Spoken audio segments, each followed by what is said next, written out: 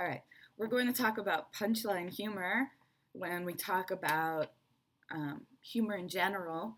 I'm not a big joke telling person, but I tell all my students you should memorize one joke. It's not hard.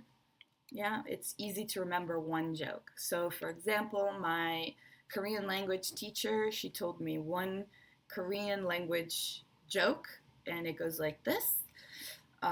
What country has the biggest nose? The biggest nose.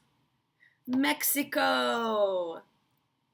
If you're Korean, you should be going, oh, that's terrible, because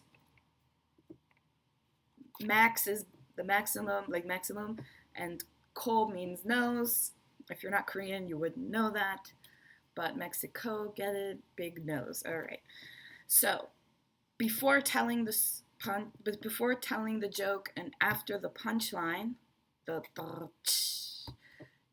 you should pause, especially if your joke is part of what you're saying. When we talk about humor, we're going to talk about having an actual joke or using other means in humor. That's fine. Don't freak out about it. Don't get really nervous. Don't worry about it. Right now, we're just practicing pausing, right? So don't worry about anything. don't worry about anything. Just relax.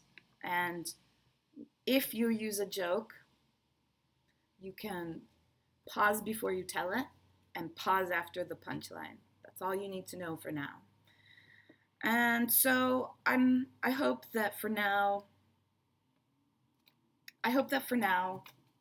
you have understood that we use pauses in different ways, and they're helpful, they're a tool, they're there for you to get to do whatever it is, get the message across, and that not talking is as important as talking.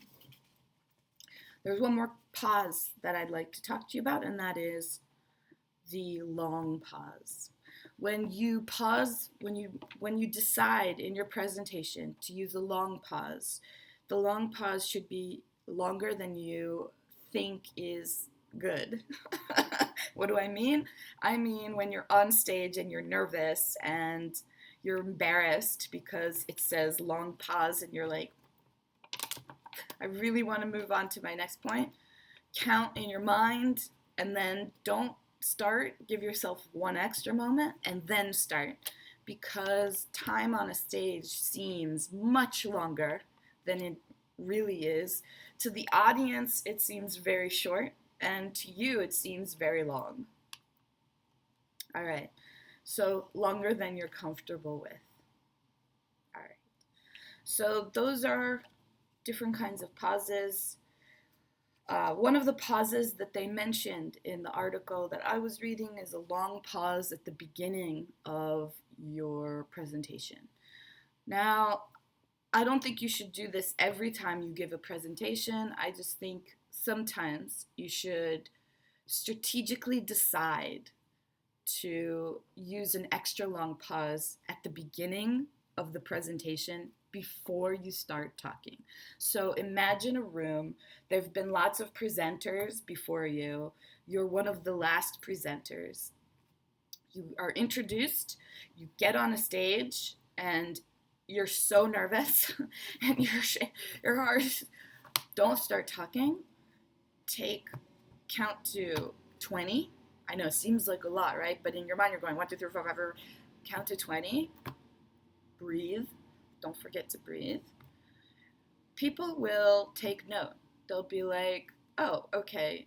Even though they're tired, even though they've heard everything before, even though, they'll stop what they're doing and they'll look up at you, and then you make eye contact with the various people while you're counting to 20. Yeah, make that eye contact. Keep it. 1, 2, 3. Keep it. 1, 2, 3. Keep it. 1, 2, 3. I know it seems like a really long pause. Don't start. Keep it. 1, 2, 3, and then start. You're going to automatically get respect in a way that you were not prepared for. People will be listening to what you have to say. So don't do it unless you have something good. If you believe your presentation is really important, after 10 presentations, you have something new to say. That's when you use it. Okay, I'm not kidding. If there's 10 presentation and your team has the same information as everybody else, don't use the super long pause. You don't want people to stop and take notice. You only want them to enjoy your presentation, so make your presentation remarkable by A, not being nervous, B, all the things we've talked, using appropriate hand gestures, and, confidence and humor. But if you have new information that you need to get to the people above you, you need them to listen, that's the perfect time to use the pre-presentation long pause. Okay? So think about what you need. Think about what kind of presentation you have. Same information as other teams. Present it in a good way, in a better way. Different information, valuable information, present it in a dramatic way because you need it to be heard. All right, great. So, those are pauses. Not talking is as powerful sometimes, more powerful than talking.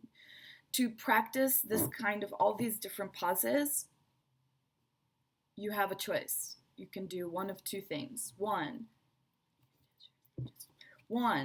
you can talk to me about a food experience that you had in the homework for the previous lesson. There was the speaking section had, I'm pretty sure, the speaking section had food questions, unusual food experiences. Make a short presentation, talk about a strange food experience you had.